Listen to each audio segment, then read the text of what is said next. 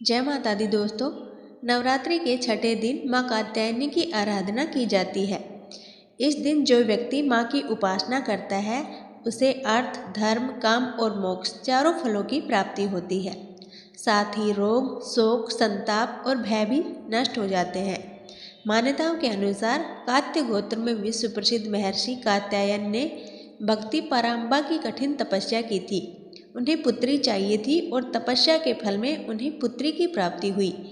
महर्षि कात्यायन ने घर में जन्मी इस देवी का नाम देवी कात्यायनी रखा। माना जाता है कि इस माँ की कृपा से सभी काम पूरे हो जाते हैं। इन्हें वैद्यनाथ नामक स्थान पर पूजा जाता है। माँ व्यक्ति की हर इच्छा को पूरा करती है। ये अमोघ फलदायिनी है। ब्रज की गोपियों के साथ कालिंदी यमुना के तट पर इन्होंने पूजा की थी।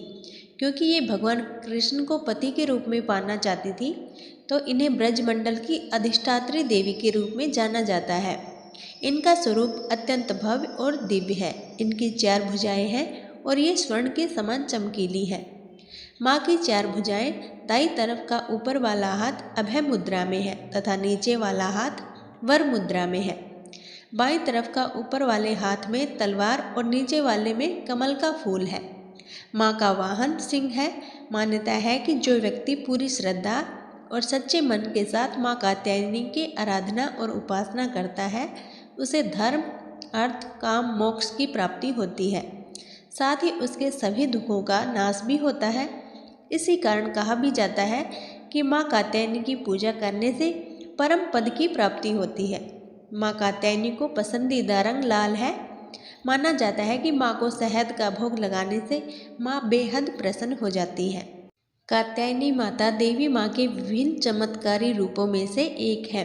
देवी माँ को समर्पित 51 शक्तिपीठों में से एक श्री कात्यायनी शक्तिपीठ उत्तर प्रदेश के वृंदावन नामक स्थान पर सुशोभित है।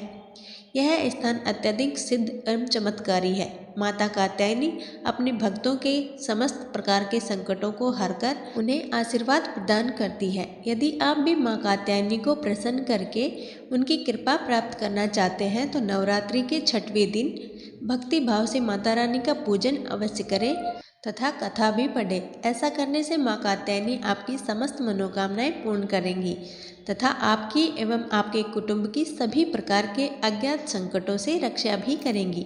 अब सुनते हैं माँ कात्यायनी की कथा। माँ का नाम कात्यायनी कैसे पड़ा, इसकी भी एक कथा है। कत नामक एक प्रसिद्ध महर्षि थे। उनके पुत्र ऋषि कात्य हुए। इन्हीं कात्य के गोत्र में विश्व प्रसिद्ध महर्षि कात्यायन उत्पन्न हुए थे। इन्होंने भगवती पराम्बा की उपासना करते हुए बहुत वर्षों तक बड़ी कठिन तपस्या की और उनकी इच्छा थी कि माँ भगवती उनके घर में पुत्री के रूप में जन्म ले। माँ भगवती ने उनकी ये प्रार्थना स्वीकार कर ली। कुछ समय पश्चात जब दानव महिषासुर का अत्याचार पृथ्वी पर बढ़ गया, तब भगवान ब्रह्मा, विष्णु, महेश तीनों ने अपने अपने तेज का अंश देकर महिषासुर के विनाश के लिए एक देवी को उत्पन्न किया। महर्षि कात्यायन ने सर्वप्रथम इनकी पूजा की। इसी कारण से ये कात्यायनी कहलाई। ऐसी भी कथा है कि ये महर्षि कात्यायन के यहाँ पुत्री के रूप में उत्पन्न हुई थी। अश्विन कृष्ण चतुर्थी को जन्म लेकर शुक्ल सप्तमी, अष्टमी तथा नवमी तक 3 दिन इन्होंने कात्यायन ऋषि की पूजा ग्रहण कर दशमी को महिषासुर का वध किया था। माँ कात्यायनी अमोघ फलदायिनी है। भगवान कृष्ण को पति के रूप में पाने के लिए ब्रज की गोपियों के साथ इन्होंने पूजा कालिंदी यमुना के तट पर की थी। ये ब्रजमंडल की अधिष्ठात्री देवी के रूप में प्रतिष्ठित है। माँ कात्यायनी की पूजा विधि। माँ कात्यायनी की पूजा करने से पहले साधक को शुद्ध होने की आवश्यकता है। साधक को पहले स्नान करके साफ वस्त्र धारण करने चाहिए। इसके बाद पहले कलश की स्थापना करके सभी देवताओं की पूजा करनी चाहिए। उसके बाद ही माँ कात्यायनी की पूजा आरंभ करनी चाहिए।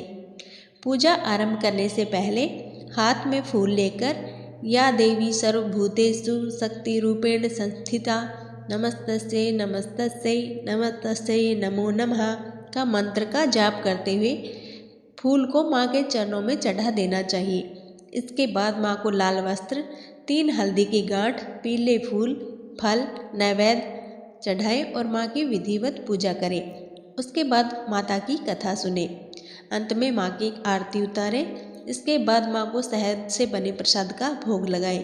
क्योंकि माँ को शहद अति प्रिय है, इसलिए इस दिन शहद का भोग लगाना बहुत ही शुभ माना जाता है। भोग लगाने के बाद प्रसाद का वितरण करें। तो दोस्तों, ये थी आज की कथा पसंद आई हो तो वीडियो को लाइक और हमारे चैनल को सब्सक्राइब जरूर करें। धन्यवाद।